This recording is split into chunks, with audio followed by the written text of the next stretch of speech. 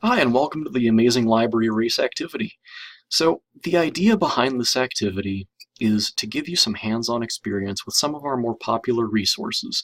So, when you have an assignment that requires things other than just websites, you'll have a little bit of experience using these. So, first off, you'll notice that there are going to be 4 different challenges, each asking you to perform a different activity. So, for example, find a topic, find a journal or magazine article, find a book, or find a quality website. The other important thing to notice here is that each challenge is asking you to use a different library resource in order to complete that activity. Now, to do that, you're going to be using a specifically designed subject guide for your 1070 class. And that guide is located on the library homepage. So if you have this assignment open, you can click on the link above and it will take you to the library website, or you can simply open your browser of choice. I prefer Google, and you can do a search for the Tri-C Library. Our library website is going to be the first result on every browser I've seen. Clicking that link will take you to the library homepage, and this is your starting point. So if you're looking at your Amazing Library Race handout, you'll notice that it says click on Subject Guides, then click on General Studies, and then click on the name of your class. Okay, so Subject Guides is the orange button,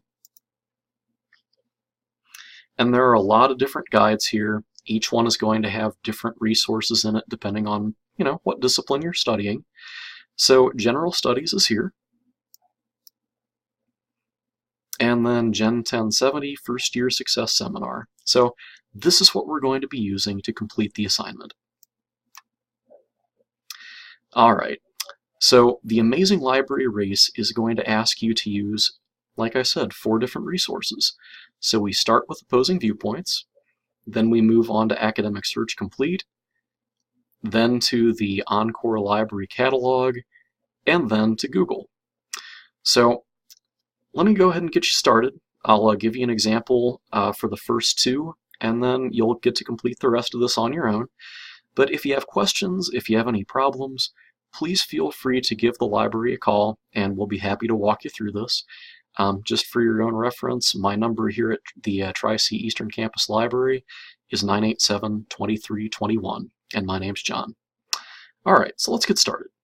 If we're looking at the Amazing Race, we're on the Gen 1070 First Year Success Seminar page, and it says to open opposing viewpoints and then click the link for Browse Issues. All right, so if we go back to our guide and open opposing viewpoints, get to look around a little bit. The Browse Issues link is in the upper left-hand corner. So this is why we like to point out opposing viewpoints. If you ever have a paper where you need to write a paper about a controversial topic, but you're having a hard time thinking of a topic, opposing viewpoints is a great place to go to brainstorm. But for the purposes of this assignment, the only thing that you need to do is just find a topic that you think is kind of interesting, copy it, and paste it. So I'm going to go with